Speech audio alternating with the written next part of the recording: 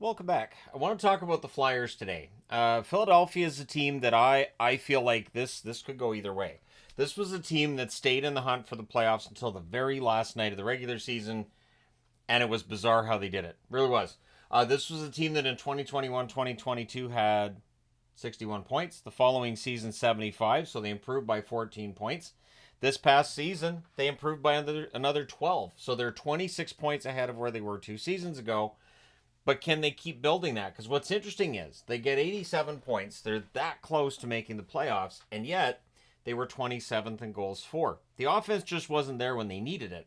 Their goals against was good, 18th, considering the goaltending issues they had. That's not bad. But the question that I have, and I've put on this side of the board, is how many wins can John Tortorella squeeze out of this roster? It was not a fun game that Philadelphia played when they were playing well. I don't think it was fun for themselves or for the other team playing against them. They did get wins, though. And that's the thing. It makes it a little more fun when you're getting the wins. Now, one thing to keep in mind is that the Flyers are currently over the salary cap. Now, they're going to have LTIR relief from Ellis and Johansson going on LTIR. They're also going to bury Peterson in the minors unless they buy him out later in the summer. But I don't think they're going to. I think if they were going to, they would have done it at the same time they bought out Atkinson. Now, with Peterson, his cap hits $5 million. With him buried in the minors, it becomes $3.85 million because of the amount that you can take off the books when you send somebody down to the minors. But they definitely, I think, would probably be better off if they bought Peterson out. That being said, I don't think the plan is playoffs this season. And there's so many uncertainties with this team. So when I was trying to predict where I thought everybody would do in the standings, I predicted Philadelphia for last in the East because I don't feel like they've done much to build themselves up. Now, yes, Michkov's coming over to play. A lot of hype around Michkov. However, there's only so many goals he can score. And especially as a rookie, you don't want to be putting all of that pressure on him. And with Tortorella behind the bench, I don't think he'll get all that pressure. I don't know if he ends up on the second line, to be honest. This was just a depth chart I was looking at and using from elsewhere. Forrester had 20 goals and 33 points this past season. Yes, there might be some more offense there. Sean Couturier, one of those uncertainties is how Couturier feels today, comparatively speaking with months back, when he was a healthy scratch. And the information he was being given by John Tortorella and just the Flyers staff in general wasn't much. It was basically just play better. Okay. But he only had 11 goals in 74 games and 38 points. And the thing with Couturier, too, was even his defensive game towards the end of the season wasn't where he wanted to be. Sean Couturier, when he's at his best, is one of the best two-way forwards in the game. He just hasn't been there for a while. Now, injuries have played a role in that. He did play 74 games this past season, but he missed a ton of hockey over the 2 years preceding that. Konechny is the real deal. One thing to keep in mind with Konechny is his contract's up at the end of the season. He had 33 goals, 35 assists for 68 points in 76 games. I'd be very surprised if he's not their leading scorer again this coming season, unless Michkov has a ridiculous run. We'll see. Tippett, 28 goals, 25 assists, 53 points in 78 games. He's been fantastic since they added him from Florida. Morgan Frost, a lot of uncertainty with Frost too, isn't there? Frost was in the doghouse with Tortorella. There's been speculation about whether or not he's going to get traded in the offseason. I still see the rumors here and there. I don't know if he's going to get traded or not, but if he's going to end up in the doghouse for Tortorella again, I don't know, maybe he plays better trying to stay out, but 13 goals, 41 points for Frost in 71 games. Not quite where I think Philadelphia wants him to be. Again, Michkov may very well be on that second line. Maybe he ends up on the first line. I doubt it. I don't think he bumps down Konechny, but you just never know. Farabee can go from looking absolutely fantastic to being kind of invisible out there, but 22 goals, 28 assists, 50 points in 82 games, that's all right. And if he ends up on the third line, that's not too shabby. So would I be surprised if he ended up on the first line at some point, just early in the season? No, not really. But yeah, Farabee, Lawton, 13 goals, 26 assists, 39 points in 82 games. And again, here's another center, and it's another player that every now and then you'll see trade rumors around him. So that's all three of their top three centers, in all likelihood top three centers anyways. And then there's Bobby Brink, 11 goals, 12 assists, 23 points in 57 games. Does Brink have that next level? So what's interesting is it's not a bad top nine, but they haven't been productive. Adding Michkov should help, but how much will that help? Are we going to see Couturier and Frost have big bounce back seasons? If they do, then yeah, Philadelphia stays right near the playoff line, maybe ends up above it for a while. On the blue line, you got Cam York, 10 goals, 20 assists, 30 points in 82 games for York. I'm not going to say anything bad about York because I think he's a great defenseman. Sanheim, 10 goals, 34 assists, 44 points in 81 games for Sanheim. Fantastic first half, a little bit slower offensively in the second half, but still, for a contract that was signed and people had some opinions when the contract was signed, I think it's been all right through the first year of it so far. Nick Seeler, 1 goal, 12 assists, 13 points for the shot blocker, 71 games played by him. Drysdale had an injury-riddled season, only played 34 games between Anaheim and Philadelphia. And of course, no pressure on Drysdale, but he's the player they get back for Cutter Gauthier, who goes to Anaheim, right? So for Drysdale, 3 goals, 7 assists, 10 points in 34 games. At the start of his time in Philadelphia, it looked like he might be the answer for their power play woes. Their power play was awful, absolutely awful. I think the one benefit to Philadelphia with the summer is they can just forget about how bad that power play was and start fresh in October. But Drysdale looked like he might be part of the solution, and then he gets injured, and from there it just isn't there. In net, you've got Ersson, who went 23, 19, and 7, an 890 save percentage. At times, Ersson looked good, and at times, he just didn't. Fedotov, very small sample size, but is there some concern by some Flyers fans? I would say yes. 0-1-1 with an 811 save percentage, and that's your tandem.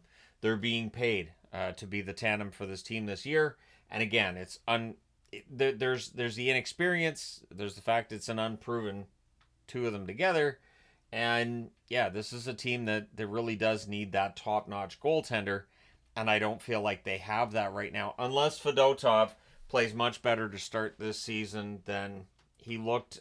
And again, I know it's a small sample size, but it just is one of those things that makes me concerned. And if you're the Flyers, you're in a rebuild anyway, so you're not that concerned, I wouldn't think, if you're Danny Briere. So the Flyers have extra first-round draft picks this year. They have the Avs and the Oilers, and by this year, I mean 2025, of course, upcoming. They also have Anaheim and Columbus's second-round picks.